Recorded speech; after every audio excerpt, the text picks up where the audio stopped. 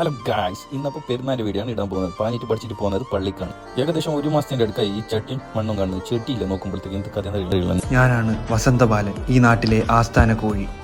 നിസ്കാരം കഴിഞ്ഞിട്ടുണ്ടാവും തോന്നുന്നു. അത്രയ്ക്ക് ലേറ്റായി ഇവന് വരാൻ വേണ്ടി പുതിയ ഒരു സിംഗിൾ സെൽഫി വീഡിയോ വരെ എടുക്കാനില്ല. അപ്പോഴത്തേക്ക് വന്നു ഇവൻ ബോബിന് മുകളിൽ തന്ന അതിനെ പോലെ. എന്നിട്ട് പള്ളിക്ക് എത്തിയിട്ട് നോക്കുമ്പോൾ മനസ്സന്മാരില്ല, കുറച്ച് ബേയായ വന്നത് എന്ന് ചിന്തിച്ചു പോയി.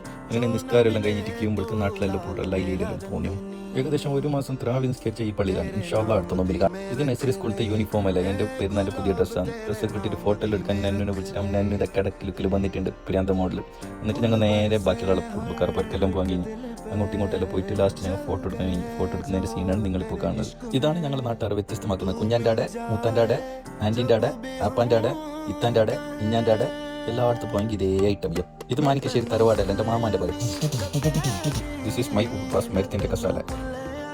ഇപ്പോഴത്തെ പിള്ളേർക്കൊന്നും സെലിബ്രിറ്റീസിനെ കണ്ടിട്ട് ഇപ്പം ഞാൻ മനസ്സിലാവുന്നില്ല തോന്നുന്നു. ആർക്കൊരു മൈൻഡില്ലാത്ത പോലെ.